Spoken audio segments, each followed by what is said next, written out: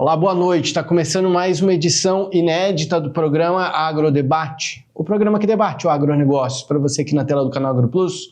A partir de agora, 1 hora inteira, 60 minutos de debate sobre o agronegócio. Nos destaques do programa de hoje, a gente fala sobre críticas à COP30, não exclusivamente à COP30, as críticas foram feitas ao Brasil, mais especificamente à cidade de Belém, e você já deve ter visto isso aí na internet ou nos noticiários aí, o chanceler alemão que falou do Brasil, que não voltaria para o Brasil, que deu graças a Deus que conseguiu sair de lá, ele, a equipe dele, sair daqui, na verdade, né?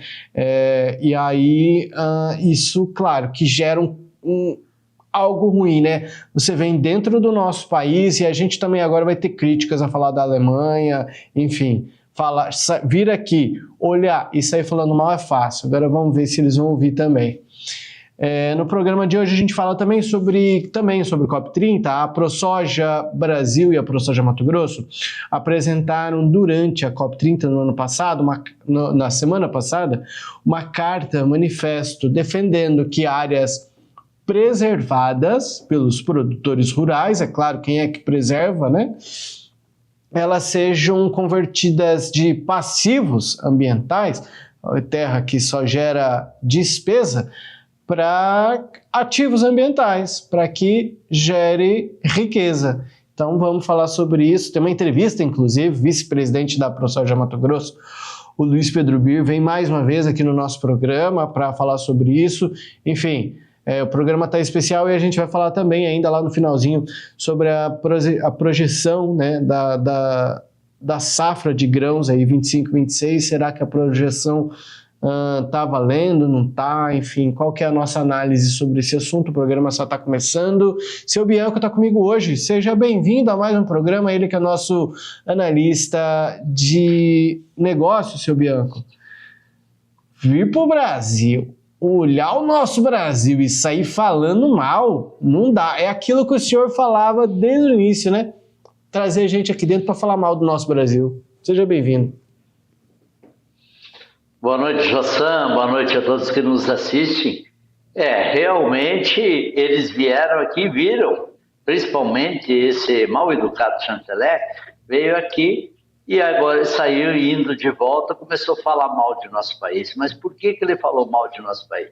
Porque realmente está faltando no nosso país, ou na região principalmente de Belém, temos muito problema de saneamento básico, tem muito problema que tem em Belém, quem conhece Belém sabe, existe muitos urubus, corvos, né, que ficam girando em torno disso.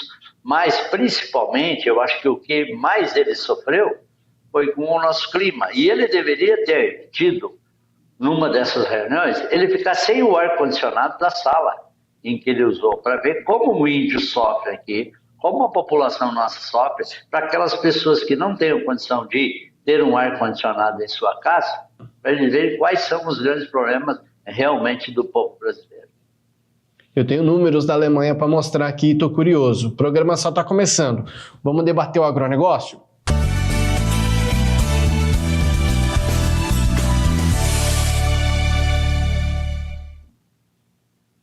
Bom, começamos com essa informação de que o chanceler alemão, que é como se fosse um primeiro-ministro da Alemanha, Friedrich Merz, acabou falando aí, né, depois que foi embora do Brasil, depois que saiu da COP30, ele trouxe um depoimento muito infeliz sobre o nosso Brasil, falou que estava muito feliz de ter voltado embora, que o país dele é muito bom e que olhou para o Brasil e perguntou para a comitiva de jornalistas que estava com ele ali, quem aqui gostaria de voltar para o Brasil? Ninguém ergueu a mão, enfim, saiu falando mal do Brasil. A gente tem um vídeo dele aí, vamos ver um trecho. Claro que ele está falando em alemão, mas a gente tem a tradução embaixo ali para a gente ver um pouquinho do que falou o chanceler alemão. Vamos lá. Damen und Herren, wir leben in einem der schönsten Länder der Welt. Und ich habe einige Journalisten, die mit mir in Brasilien waren, letzte Woche gefragt, wer von euch würde denn gerne hier bleiben? Da hat keiner die Hand gehoben. Die waren alle froh, dass wir vor allen Dingen aus diesem Ort, wo wir da waren, wieder nach Deutschland zurückgekehrt sind in der Nacht von Freitag auf Samstag. Temos saído daquele lugar onde estávamos. Enfim, a fala foi muito infeliz, críticas construtivas a gente até tolera, mas falas como essas ofensivas a gente não vai tolerar não, seu Bianco. E aí eu decidi me aprofundar e fazer umas pesquisas, né, até para trazer números aqui da Alemanha. Eu acabei descobrindo, seu Bianco, que a Alemanha, ela não possui nem 5% das florestas nativas preservadas. Eles têm mais aí de floresta hoje de pé, mas são florestas plantadas, né? Que eles foram lá e plantaram. Menos de 5% das suas florestas são nativas. Ou seja, eles derrubaram tudo. Derrubaram tudo para ter o desenvolvimento e agora quer vir dentro do Brasil, ver tudo conservado, que é o que eles estão fazendo, e digo mais ainda, porque eles estão e prometeram, né, participar aí do Fundo Clima, né, o Fundo Floresta Tropical para sempre, prometeram participar e vão dar, pelo menos afirmaram que vão financiar, entregar um dinheiro aí, que ainda não ficou claro quanto que eles vão entregar. Primeiramente, o Brasil esperava já um anúncio, mas acabaram que não anunciaram, falou que precisa dos outros países, enfim. E aí eu fico pensando, se eles vão financiar o Fundo Clima, é porque eles não têm condição de fazer, porque senão ele faria, fala, ué, eu tenho floresta de pé, então não tem por que eu dar dinheiro para um fundo. Então eu vou manter a minha e eu estou fazendo a minha parte. O Brasil, que está aí com mais de 60% do seu território com a floresta nativa, aliás, 66% do seu território de floresta nativa preservada, está contribuindo, deve contribuir também. Agora, a Alemanha, com menos de 5% das florestas nativas de pé, não tem muito direito de falar, não. Exatamente, ele perdeu uma grande oportunidade de ficar calado. Jossan, a Alemanha, ela destruiu tudo, e há quantos anos atrás? Há muitos anos atrás. Todos esses anos eles passaram, se desenvolveram, ganharam dinheiro, gerou riqueza para sua população. Hoje sua população tem todo o direito de viver muito bem. É por isso que ele queria voltar tão logo para casa.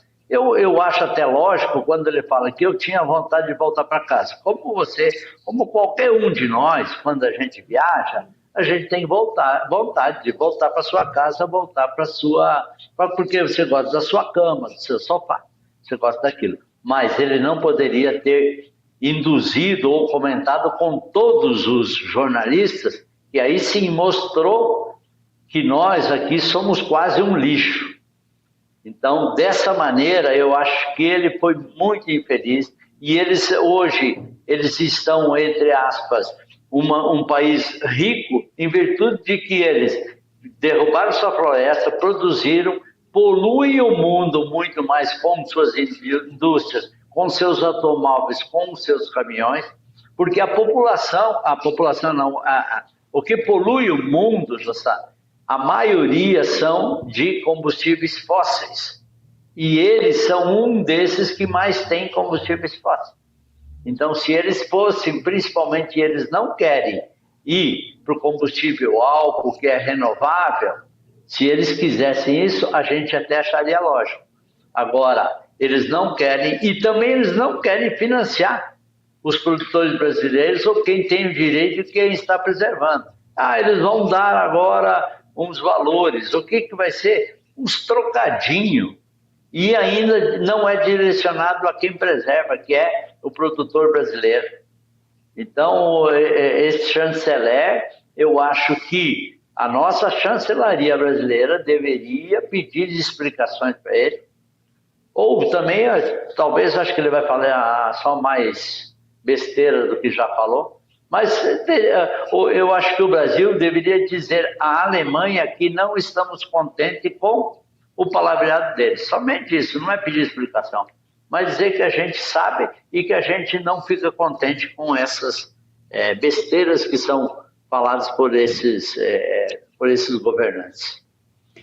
Aí o senhor falando de mixaria, né, de entregar mixaria, enfim, para financiamento ou para fundos e etc., me faz lembrar também a fala do governador do estado de Mato Grosso, né, que falou, e a gente mostrou a fala dele na semana passada por aqui, que a gente não vai aceitar migalhas de outros países, porque a gente está aqui preservando, e eu acho que é justamente por conta disso.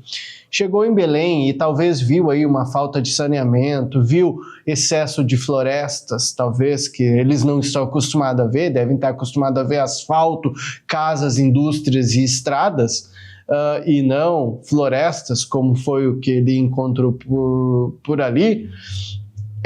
A gente não deve aceitar migalha, não. Eu acho que esse é o momento, falando de COP30, da gente erguer o tom, e acho que está acontecendo aquilo que o senhor falou desde o início, quando a gente começou a comentar a COP30.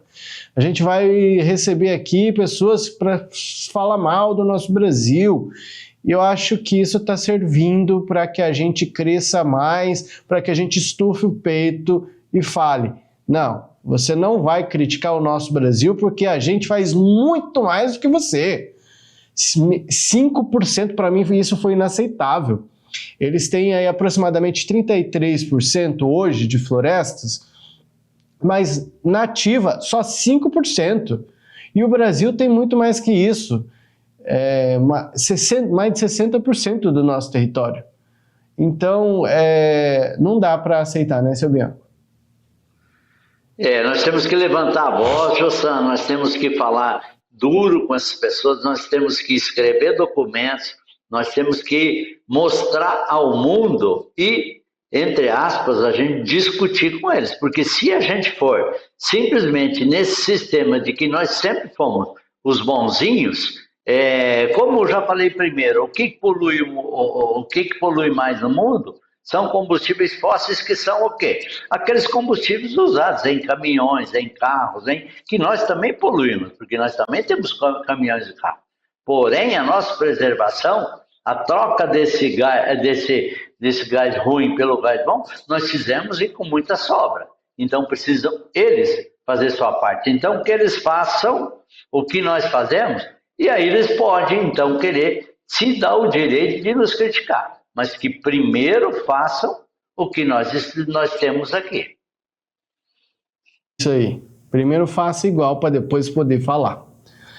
Seu Bianco, no próximo bloco a gente vai falar sobre COP30 ainda.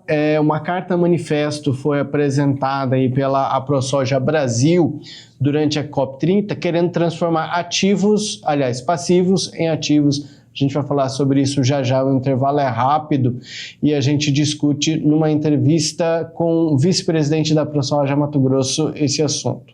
Até já!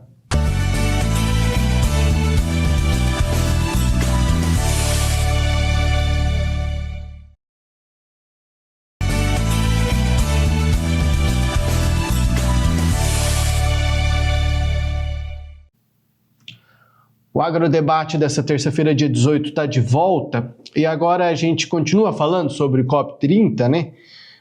Agora mais especificamente de algo voltado a um planejamento brasileiro para trazer benefícios, né? Porque não adianta só virem aqui no Brasil criticar e, enfim, cadê que estão fazendo, né? Bom, a AproSoja Brasil, ela apresentou durante a COP30 em Belém uma carta manifesto, uma carta aí de 28 páginas, enfim, mas aí em resumo a gente vai trazer aqui, né, uma conversa para a gente resumir bem isso, mas a gente precisa entender o que seria essa carta manifesto, que é para colocar, transformar as florestas preservadas por produtores rurais em ativos ambientais. E aí, para isso, a gente precisa entender um pouco sobre ativos, passivos. Seu Bianco, volta aqui comigo, seu Bianco. Porque quando a gente fala de ativo ambiental, a gente está falando de, aliás, ativos financeiros, seja aí na empresa, até mesmo em casa. Ativos, então a gente tem aí os que geram riqueza e renda, e aí os passivos são os que só dão despesa, né? Que levam dinheiro, não traz dinheiro de volta. Eu acho que para a gente entrar nesse assunto, a gente precisa entender isso primeiro, né, seu Bianco? Exatamente, Jossan. Ativos são bens e direitos, aquilo que você tem de bens e de direitos. Passivos são aqueles que você deve ou só te dão despesa.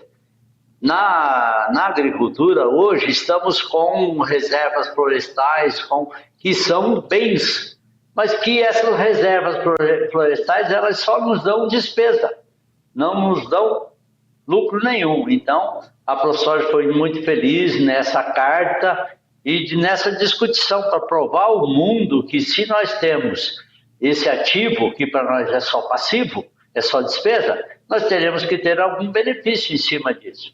Então a ProSoja, como sempre, esteve na frente, está nos representando muito bem e é uma honra a gente estar conversando hoje com representantes da ProSoja. Então já fazemos o convite para ele, Luiz Pedro Bir, vice-presidente da ProSoja Mato Grosso. Bir, bem-vindo mais uma vez ao programa, cara. Sempre um prazer ter você por aqui. Pois é, Jossan, já me sinto em casa aqui. Estava te falando agora há pouco no off que é o lugar que eu mais participei, né? É o programa que eu mais participei. E sempre é um papo gostoso. Para mim é realmente prazeroso vir conversar com vocês. É uma honra. Vamos lá. Essa carta manifesto, ela é assinada inicialmente, parece, pela ProSoja Brasil, né? Mas a ProSoja Mato Grosso, ela tá aí, cara, ativa, e eu diria até, não é uma questão de concorrência nem nada por patamar, mas a ProSoja Mato Grosso, ela tem se destacado dentro do Brasil. Mas enfim, junto com a ProSoja Brasil aí, né, vocês apresentaram durante a COP30 essa carta manifesto, que vamos tentar resumir aqui, eu estava lendo ela aqui, ela tem 28 páginas, enfim.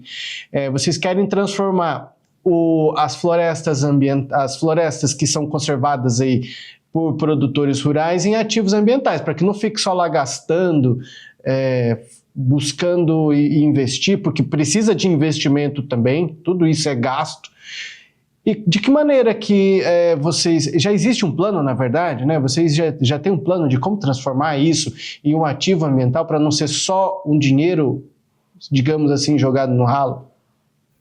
O Jossan, assim, só para esclarecer as coisas, essa carta manifesto foi um trabalho da ProSoja Mato Grosso, tá? Opa!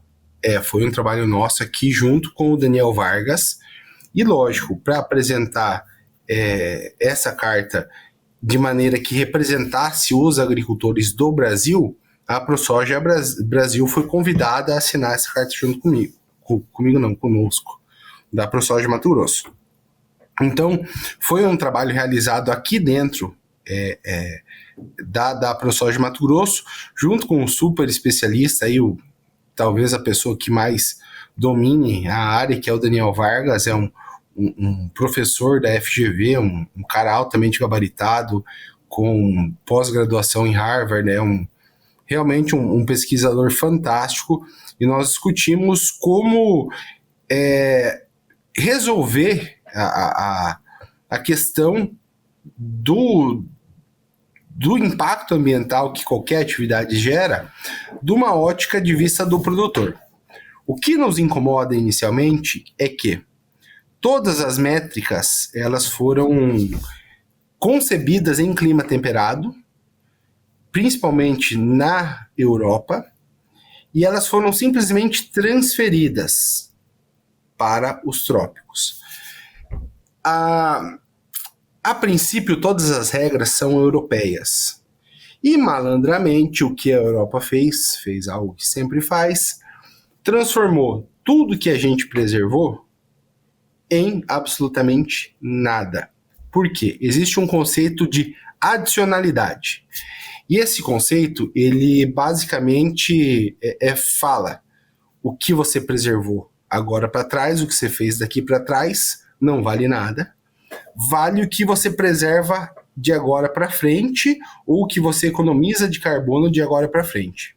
Então, todos os países que preservaram a vida inteira, como o Brasil tem 66% de território intocado, isso foi reduzido a nada, e a Europa e os Estados Unidos, que praticamente não têm preservação ambiental, que deflorestaram todas as florestas, qualquer ação que eles fizerem, porque, digamos assim, eles começam do zero, qualquer ação que eles fizerem a mais, são reconhecidos e remunerados. E toda a ação, todo o carbono que a gente economizou não deflorestando ao longo do tempo, isso para nós não virou nada. Então, nós fizemos um racional e apresentamos na COP quais seriam as soluções para a agricultura. Nós, agricultores, estamos cansados, Jossan, de nós preservarmos e alguém pegar esse dinheiro. Por que eu digo? Quando você fala em moratória da soja, quem preserva a floresta? Quem preserva a floresta é o produtor que não deflorestou e a partir de 2008 é o cara que está com a parte dele intacta lá, só que esse ativo não está vindo para ele. Para quem está vindo esse ativo? Está vindo pro fiscalizador, que seriam as tradings, né? As tradings captam recurso barato, anunciando a moratória da soja como prática ambiental delas. Então, na prática, um preserva e o outro ganha. A nossa intenção é valorizar, dar valor à floresta preservada. Porque só você dando esse valor, você dando esse dinheiro para a floresta preservada, vai existir de maneira intencional do produtor preservar, talvez ainda mais do que preserva. Então a gente passa de um cenário que a floresta é só despesa, é só prejuízo, e sim, existe valor nela, e existe alguém disposto a pagar. Temos um problema, Jossan e seu Bianco. Cadê o dinheiro? O dinheiro está na mesa? Porque é muito fácil falar a preservação ambiental, ela é necessária, ela é de novo o mesmo exemplo. É o produtor preservando a floresta, tendo todo o custo e todo o ônus de preservar a floresta, e quem ganha é a sociedade. É injusto, nós precisamos que quem tenha o ônus também tenha o bônus, ou pelo menos algum bônus. Se o produtor preserva, a sociedade é beneficiada, então que a sociedade pague para o produtor preservar. É justo, é lógico, e dessa maneira nós vamos ter uma preservação ambiental efetiva, algo que seja, porque de maneira intencional e muito complexa, são criadas várias regras e várias normas, mas não é feito simples. Você presta um serviço, você recebe por esse serviço, e pronto, e acabou. E essa é a nossa intenção. A intenção é que a floresta seja de fato um ativo, que o produtor realmente se importe muito com a floresta, porque é um ganha-pão dele. Nada mais justo. Só que a gente nunca vê esse dinheiro na mesa.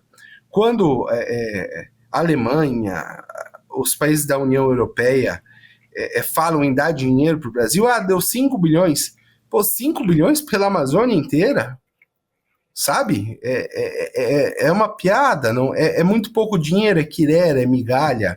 Ou nós precisamos que esse dinheiro chegue a quem de fato faz o serviço.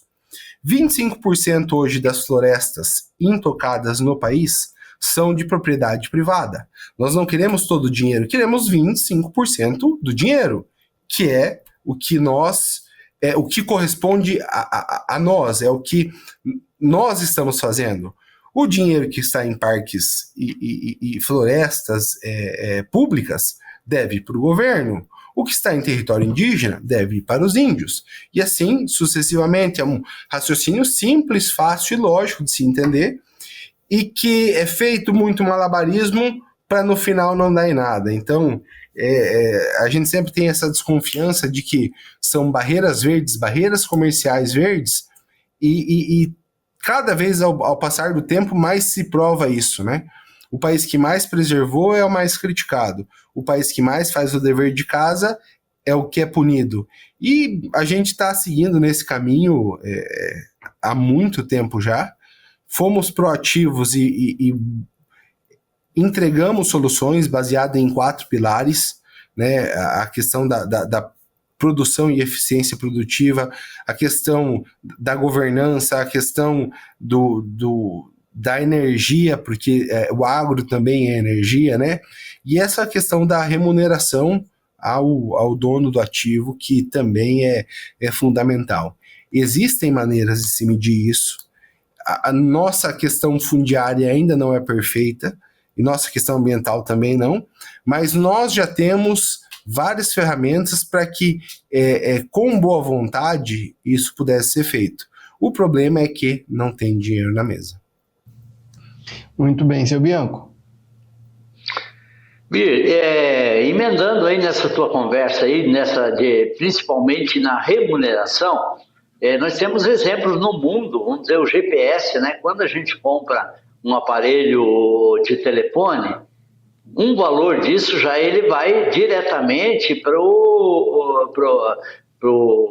os americanos, para militar dos americanos, né, que é quem domina esse GPS. E a gente é beneficiado com esse GPS. Não haveria uma maneira, vamos dizer, nessa carta, às vezes vocês pedem alguma coisa, porque não adianta que venha, igual se fala aí na COP30, vai vir para o Brasil 30 bilhões, 5 bilhões, mas aí vai aonde? Vai para ONGs, vai para... O produtor não recebe isso. O que eu acharia que nós deveríamos, a coisa mais lógica, seria no estilo de um arrendamento rural. Nós temos a nossa reserva, que é tantos hectares. Então, essa reserva, ela vale 1, 2, 3, 4, 5 sacos de soja por ano, em virtude dessa preservação. Haveria dentro da carta de vocês alguma coisa que, dentro dessa carta da ProSoja, que está mais ou menos nesse direcionamento ou não? Sim, seu Bianco, existe sim. Nós não falamos em valores, mas nós trazemos o conceito. Acho que o valor pode ser discutido. Eu até concordo que assim, o quanto essa área deixa de produzir um valor de um arrendamento poderia ser algo justo, mas eu penso que, sendo um valor digno, já tá bom, sabe? Não precisa ser o valor de um arrendamento cheio, mas precisa ser um valor digno. Tem que ser um valor plausível com o que realmente vale. Se ninguém paga por isso, é porque não vale nada. Se alguém paga por isso, é porque vale alguma coisa. Então essa é a lógica, né? E, seu Bianco, a questão da COP30, a COP30 é um marco, e eu sempre falei isso aqui dentro da ProSoja, nas nossas assembleias e reuniões de comissões, e algumas vezes fui até criticado, que a COP30, ela não... ou qualquer COP, ela não é algo que, tá na COP, vai acontecer porque tá na COP. Eu tenho críticas duras a respeito do evento em si. Eu acho que ninguém fala com ninguém, mas essa carta, ela dá o início a um trabalho de mudança de métrica pro setor ambiental. Então foi lançado na COP30, mas é algo que vai ter que ser trabalhado nos próximos anos para que a gente consiga angariar pessoas que pensam da mesma forma que a gente para que isso aconteça. Então, esse foi o pontapé inicial, mas nós sabemos que isso não iria resolver. Nós usamos a COP30 para dar destaque a esse tema, e nós sabemos que isso é um trabalho de formiguinha ao longo dos anos, com muita articulação, com muita argumentação, que a possibilidade disso existir passa a ser real. Bir, você falou bem aí do destaque da importância, né? A importância da COP30, para a gente, eu acho que é mais esse destaque, e por isso que é tão importante a gente se comunicar tão bem. E é por isso que a gente também critica muito a COP por aqui, viu?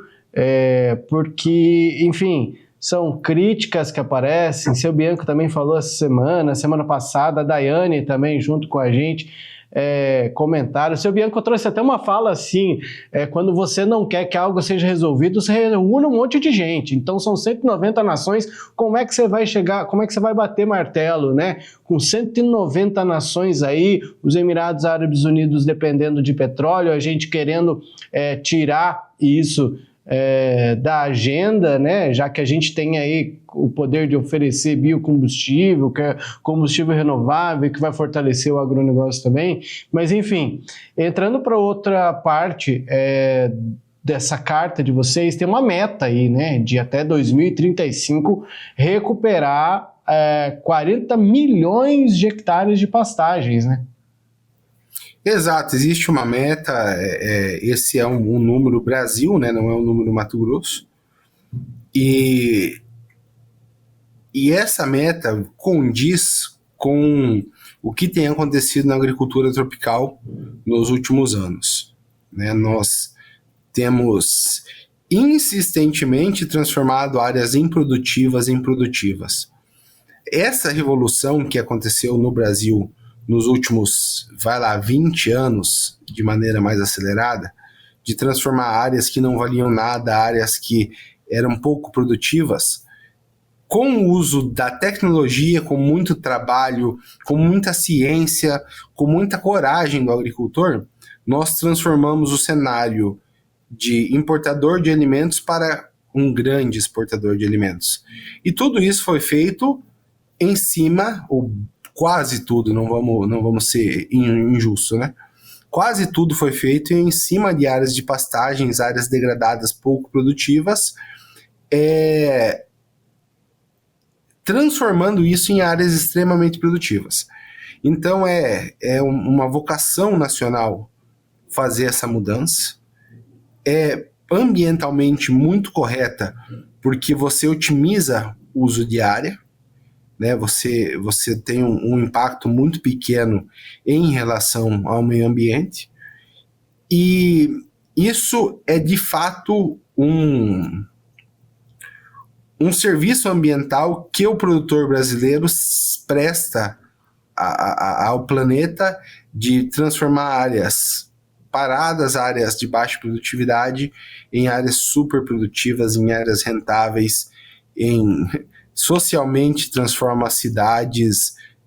Todos nós aqui do Mato Grosso sabemos o que a soja é capaz, nós sabemos o que aconteceu com as cidades onde a soja entrou, e eu acho que é um serviço sustentável, esse serviço de transformação, de transformar nada em muita coisa, e de fazer a vida das pessoas melhorarem, e fazer com que a população viva bem, e fazer com que pequenas currutelas virem lugares excepcionais de se morar, com saúde, com educação.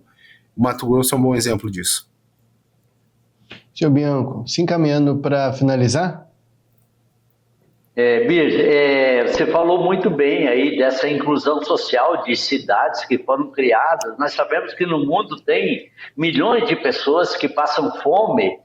Será que nós não estamos, o mundo não classifica o Brasil, ou não deixa o Brasil ser injusto socialmente com o mundo? Porque nós poderíamos produzir alimentos, poderíamos, entre aspas, matar a fome desses mais de 500 milhões de pessoas, acho, no mundo, que passam muita fome. Será que o mundo não vê por esse lado? Pois é, seu Bianco, nós temos as pessoas, quando elas ninguém é obrigado a conhecer de tudo, afinal, mas quando elas pensam em produção de alimentos e associam isso com o desmatamento, o mundo passa muito menos fome, já passa muito menos fome por causa do Brasil. E por que eu digo isso? Infelizmente, a gente faz um desfavor a nós mesmos, né? O mercado agrícola é o único mercado que é considerado de livre concorrência perfeita. E quando eu falo isso, o que quer dizer? Ele simplesmente, o preço é formado na base da oferta e da demanda. E por que tem o perfeita, né? Isso é um mercado de livre concorrência. Por que é o perfeita? Perfeita é porque não existe influência de marca ou marketing. A soja que eu produzo, a soja que o Lucas, nosso presidente, produz, a soja que o Natan, o nosso financeiro aqui, produz, ou que o Bertual produz, é soja, não é soja do Beer, soja do Lucas ou soja do Natan. Então, simplesmente, essa questão é, quanto mais você produzir, o preço real desse produto vai abaixar. E nós estamos produzindo cada vez mais. E o preço real, de fato, está cada vez mais abaixando. Isso, para o setor, ele gera realmente uma dificuldade, porque tem que ser cada vez mais eficiente para conseguir dinheiro.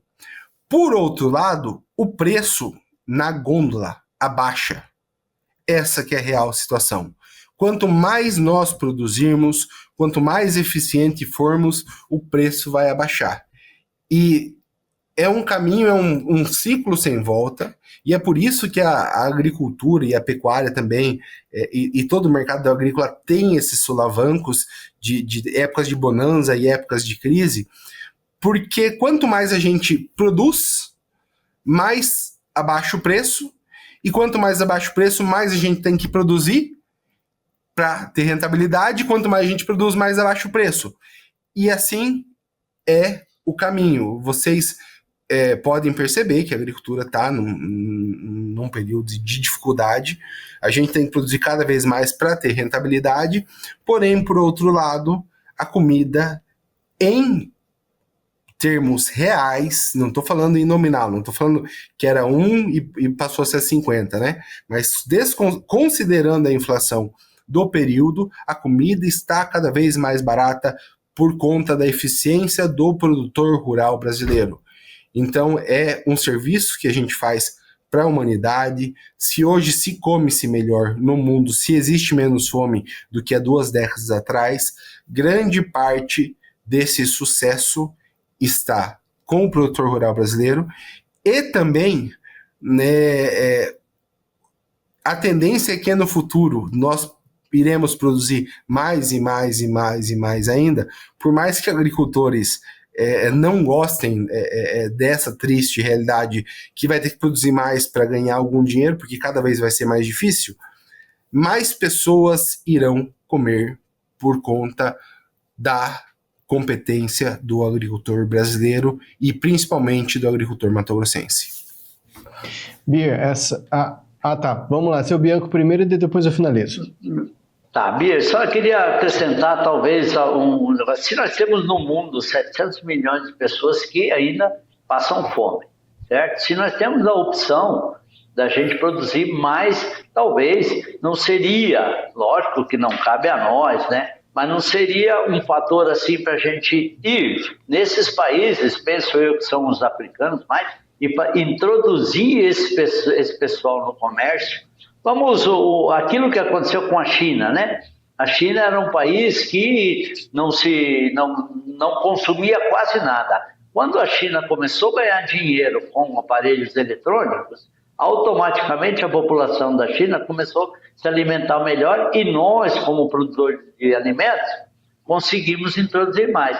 Não seria talvez um sonho muito grande do mundo de que esses 700 milhões de pessoas entrem no mercado consumidor, mas para isso nós tenhamos que dar a eles a chance de um trabalho socialmente, ou não sei nem qual são os países que estão passando mais fome. Mas talvez não seria esse o trabalho que nós, como mundo, poderíamos fazer? Seu Bianco, eu até entendo o seu raciocínio e em parte até concordo com ele, mas infelizmente as pessoas que ainda não têm como comprar comida, elas não têm como comprar comida por falta de dinheiro, né? Essa que é a questão. Não é por a nossa indisposição de vender. E isso, ao longo do tempo, eu espero que essas pessoas possam ganhar dinheiro, como aconteceu com o milagre chinês aí, que teve uma ascensão absurda, né? Mas existem muitos fatores que fazem essas pessoas não terem dinheiro, né? E eu não acredito que seja algo que nós possamos resolver a primeiro momento. A segundo momento, eu acredito que, como eu te falei, o valor real da soja, ele sempre, ou da soja, ou da carne, ou tudo, né? Ele sempre tende a abaixar, porque a gente é cada vez mais eficiente e coloca mais produto no mercado. Com o tempo, eles conseguirão consumir mais produtos nossos, talvez não porque eles tenham ganhado dinheiro, mas porque o nosso produto, de maneira geral, tenha ficado mais barato, né? Então, nossa sina produzir cada vez mais e se apertar cada vez mais, porque vai ficar cada vez mais barato e possivelmente essas pessoas vão ter com que se alimentar pelo preço dos alimentos que fica cada vez mais acessível ao longo do tempo no mundo inteiro. Bier, essa carta foi apresentada na semana passada. Está muito cedo ainda para a gente falar de resultados? Ou o que vocês esperam com a apresentação dessa carta que foram feitas aí pela ProSoja Mato Grosso, a ProSoja Brasil, lá na COP30, né? Então, Jossan, nós não esperamos revoluções a partir dessa carta. Nós nunca tivemos a ideia que a gente fosse apresentar essa carta e o pessoal falasse, olha, os produtores brasileiros têm a solução, vamos segui-los, sabe? Nunca foi não tivemos a pretensão. A gente começou ela apresentando no Senado antes da COP30 e lógico, falamos sobre ela na COP e tentamos fazer com que ela ganhasse aderência, mas como eu te disse, não houve resultado plausível ainda, mas é um ponto de início de trabalho onde a gente vai começar a articular. Existem muitos interesses, alguns interesses escusos, né? E nós pretendemos que ao longo do tempo a gente consiga convencer, e se a gente convencer o governo brasileiro a brigar por nossas causas, já está de bom tamanho, né, a primeiro momento, porque um dos nossos problemas, Jossan, é que nós não contamos com o apoio da área ambiental no governo atual e mesmo quando tivemos governos mais alinhados com a nossa pauta, não tivemos grandes avanços nessa questão da remuneração sobre as florestas. Mas se nós conseguimos arrastar o governo para essa ideia, se nós conseguimos fazer com que essas pessoas deixem de pensar nessa agenda temperada e que vem do exterior e que eles são dominados por esse tipo de pensamento, e possam acreditar que uma agenda da agricultura tropical faça mais sentido, fazer algo que a gente fez com a agricultura, né? A gente tirou a agricultura do clima temperado, trouxe para o Brasil, reinventou a agricultura, porque nós somos o único país de clima tropical no Brasil. O Brasil é o único país de clima tropical que tem a agricultura pujante do jeito que tem, e a gente talvez precise pensar na preservação e nas discussões de clima como um país tropical, parar de usar as métricas temperadas e desconstruir tudo que foi embutido na cabeça dessas pessoas ao longo do tempo. Bier, para encerrar essa conversa contigo, a gente vai mudar de assunto. Vocês estão poderosos demais, hein? Gravaram com o Danilo Gentili outro dia, fizeram um circuito aí pelo Mato Grosso inteiro com o... Esqueci o nome. Como é o nome dele? Sérgio Sacani. Sérgio Sacani, cara, que eu sou fã do bicho, ele é bom demais. E agora vocês vão, sexta-feira tem um programa que foi gravado no Mato Grosso, você tava lá também, você tá em todas também. Tava lá na COP30, gravaram um programa aí do Pânico, cara. Gravaram um Pânico na TV que vai ao ar agora na sexta-feira, dia 21, né? Isso aí ajuda a levar um pouco mais das informações do agro mato-grossense pro Brasil, né, cara? Parabéns pra vocês. Obrigado. A gente tenta estar em todas, nem sempre consegue, mas era algo, o programa Pânico era algo importante, Jossan, porque nós tentamos expor as qualidades do agronegócio brasileiro para todo o território nacional. E até passa por isso, nós temos muito fogo amigo, muita gente que não sabe o que está falando, que tenta julgar, e a gente precisa informar essas pessoas do que a gente faz. E esse trabalho que a gente tem feito com o Danilo Gentili, com o Sérgio Sacani, com o Richard Rasmussen, com o Pânico já é parceiro nosso de longa data, agora uma edição super especial, primeira vez que eles gravam numa roça, então trouxemos todo o pessoal de São Paulo para gravar no meio da roça mesmo, em cima da soja, literalmente em cima da soja.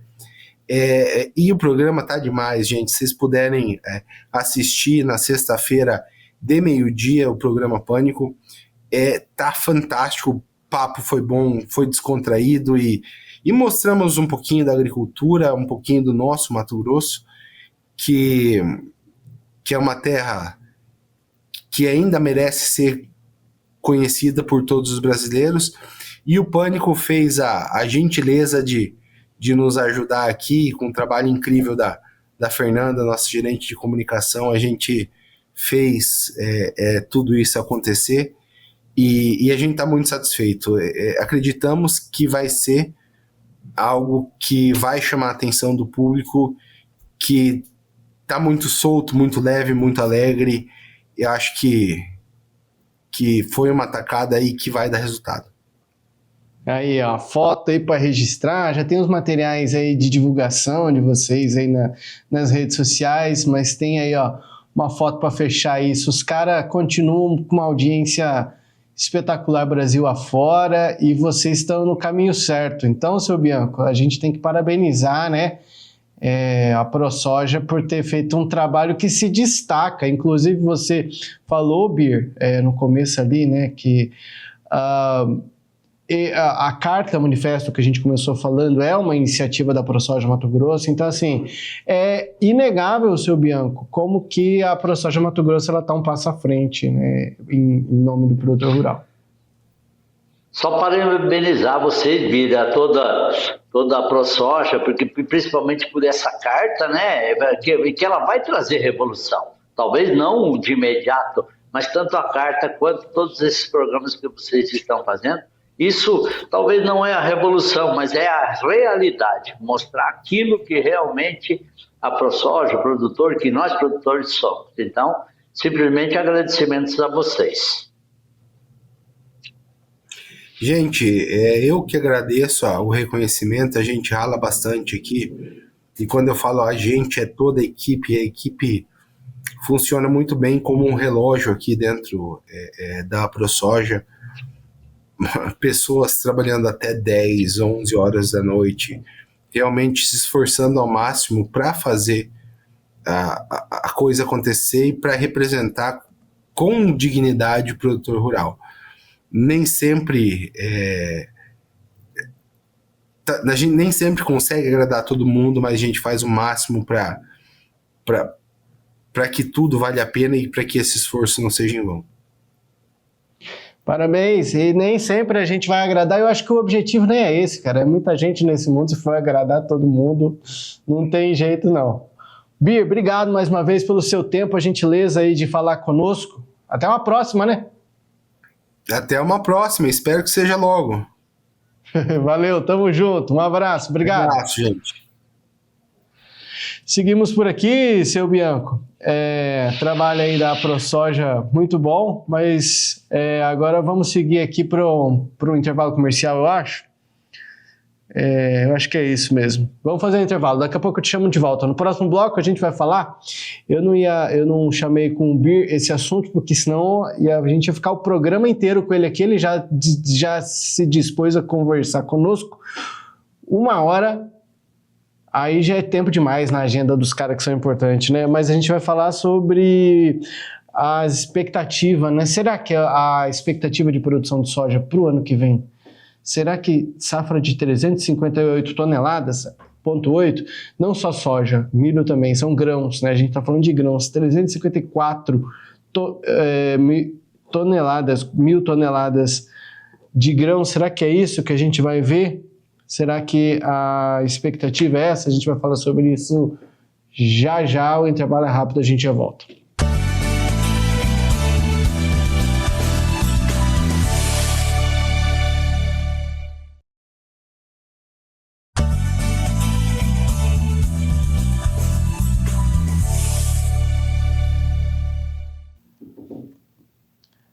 Estamos de volta com o Agrodebate dessa terça-feira, dia 18. Você que continua conosco, obrigado pela sua companhia. Agora a gente fala da projeção da safra de grãos. No bloco anterior eu falei, né? O Brasil projeta a safra de 354,8 mil toneladas. É milhões, né? Poxa, milhões de toneladas aí. Então vamos lá. A estimativa, né? De um crescimento de 5,4% em relação à safra anterior, com destaque para o aumento da produtividade e da área plantada. E aí a minha pergunta será mesmo? A gente tem visto aí, né, um certo receio de produtores rurais, principalmente na principal região produtora do Brasil, que é o estado de Mato Grosso, produtores aí atrasados. Vou já chamar o seu Bianco por aqui, seu Bianco, porque a gente está vendo aí, uma expectativa que para mim, assim, ela me dá até um certo receio, né? Em relação à expectativa de uma super safra, né? De uma safra maior do que a safra anterior. Será que a gente deve continuar porque são números oficiais, né? A gente está falando da Conab aqui, são números da Conab. Será que a gente deve seguir pensando nisso ou também pensar demais nisso é coisa que não deve ser feita? Jossan, essa projeção é feita por técnicos. Eles pegam, o ano passado foi produzido tanto, então esse ano vai ter um pouquinho mais de área, vai se plantar um pouco mais de área, né, que é normal, todo ano a gente tem essa transformação, saindo de pastagem para a produção de grãos, e aí então eles projetam isso e multiplicam na mesma média do ano passado. O ano passado foi muito bom, o clima correu muito bem, não teve seca no sul, no Mato Grosso principalmente houve uma safra cheia, as chuvas vieram no momento correto, no final das chuvas, que sempre... a janela é um pouquinho curta, se estender um pouquinho mais, então só isso foi uma produção maior. Não acredito que vá ultrapassar esses 354 milhões, eu acredito até que vai ser um pouco menos. Por quê? Porque já no Mato Grosso já atrasou o plantio e, além disso, a janela então do milho será um pouco mais curta. Atrasou o plantio, já teve replantio. Então, o que aconteceu, Jossan? Agora, o período de janela nossa, que o milho irá produzir muito mais, ou talvez a mesma quantia do ano passado, encurtou-se os dias e, além disso, não se tem previsão de chuvas para o mês de maio, que seria lá no mês de maio uma chuva ou duas. E aí, isso tudo muda em quanto? 5 ou 10 sacas de soja de milho por hectare em toda a quantia de milho. Então, acredito muito pouco nisso. Por quê? Porque o La Niña está tendo aí essa variação, que uma semana falam que vai ter La Niña, outra semana falam que não. Então, no meu entender, não vai ter. E um agravante que eu acho também é o preço hoje, principalmente do arroz. O arroz está a R$55 a saca. Então, isso... o produtor não ganha dinheiro. O que vai acontecer com os produtores de arroz, principalmente do sul? Aqueles que trabalham em áreas alagadas, eles vão ter que plantar do mesmo jeito, porque senão deixam a terra sem plantar. Mas a maioria vai plantar com menos adubo. E isso, o que acontece? Vai se produzir menos. Tem-se ainda, e vamos torcer que não haja, problemas de seca, tanto no Rio Grande do Sul, Paraná, Santa Catarina, que quase todos os anos tem. Então, no meu entender, essas 354 milhões de toneladas, se nós chegarmos nesse mesmo volume, já estaria acima do que eu penso. Eu acredito que não chega nessa quantidade. Falando de números de Mato Grosso chegou, segundo dados de ontem, do IMEA, o Instituto Mato Grossense de Economia Agropecuária, 96,36%. Tem uma leve diferença do mesmo período do ano passado, que a gente já estava, de fato, praticamente concluído, na casa já dos 99%. Agora a gente falta aí 3,60 pontos percentuais para concluir, mas ainda pode dar uma virada de jogo, tem clima, o clima, né, não está dos mais propensos ainda, mas claro que a gente segue numa esperança, mas não é o que, a esperança também não é das melhores, para finalizar, seu Bianco. Veja bem, acrescentou 5% na quantidade que vai se plantar mais, mas tem 3,6% atrasado, então um percentual com o outro vai dar. Mas então, provavelmente só esses números, eles mesmos falam que não haverá essa grande produção aí. Torcemos para que haja, é melhor que haja uma grande produção. Mas não adianta a gente mentir para nós mesmos. Né? Seu Bianco, termina mais um programa. Obrigado pela sua colaboração diária por aqui. Obrigado a você, Jossan, e obrigado principalmente ao pessoal da ProSoja, né, que sempre fielmente estão conosco, sempre nos mostrando os caminhos certos. E obrigado a você que nos assistiu e até semana que vem. Isso aí. Boas mini-férias aí, não vamos falar demais, mas tá bom. Valeu, boa viagem. Até a próxima. A gente volta amanhã com mais um programa, né? Você faça favor aí de nos assistir, viu, gente? Obrigado pela companhia. Até amanhã.